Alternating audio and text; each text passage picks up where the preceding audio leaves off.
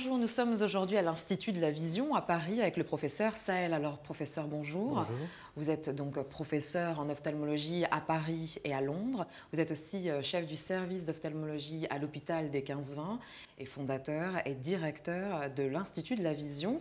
Alors vous avez fait vôtre le combat contre les maladies oculaires et la cécité. Quel a été votre cheminement ?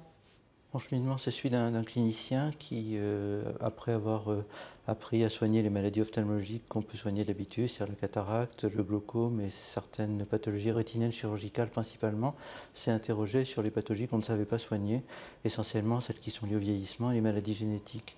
Et les solutions n'étant pas disponibles avec les connaissances existantes, j'ai été amené à faire de la recherche assez tardivement dans ma carrière, et donc en France d'abord, puis aux États-Unis.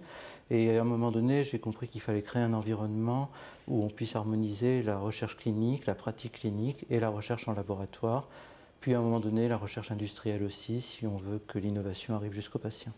Alors justement, pourquoi les pathologies de la vision sont-elles un enjeu ou représentent-elles plutôt un enjeu de santé publique ?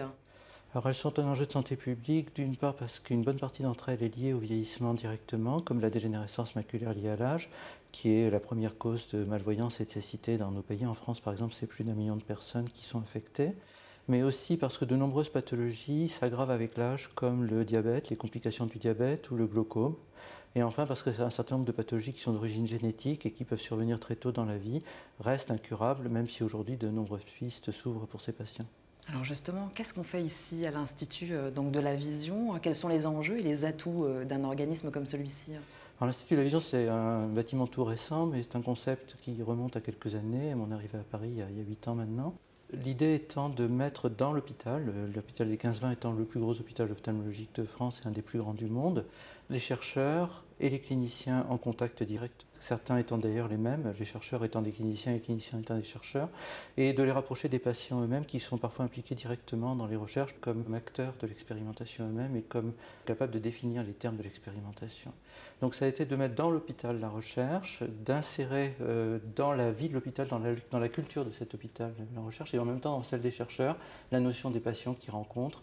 Et aujourd'hui, on a élargi au champ du handicap et des aveugles et malvoyants, les handicapés qui sont intégrés dans la vie de cet établissement.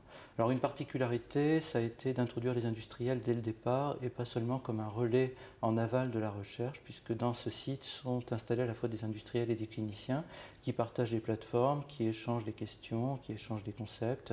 Donc industriels, cliniciens, chercheurs, c'est une chaîne de connaissances qui s'harmonise. Enfin, dernière question, pouvez-vous nous parler en fait du partenariat public-privé avec Fovea, la division ophtalmologie de Sanofi ? Oui, alors le partenariat avec Fovea est né de la création de Fovea, puisque Fovea est ce qu'on appelle un spin-off de l'Institut de la Vision. À l'époque, ça ne s'appelait pas encore l'Institut de la Vision, c'était en 2005.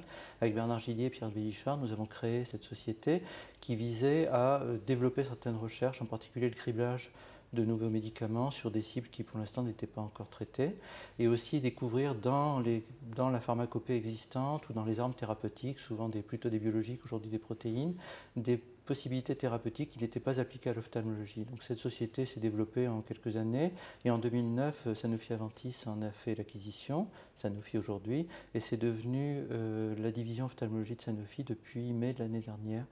La particularité, c'est que comme c'est sans doute une des divisions de Sanofi qui est le plus près des malades, elle est restée dans l'hôpital, elle est restée dans l'Institut de la Vision, elle s'est considérablement amplifiée dans les tout derniers mois, avec la volonté de développer les produits qui existaient déjà dans le pipeline, mais aussi de développer de nouveaux axes de recherche.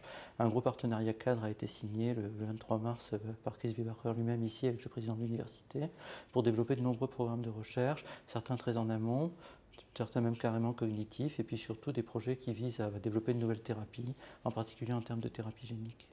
Merci. Je vous en prie.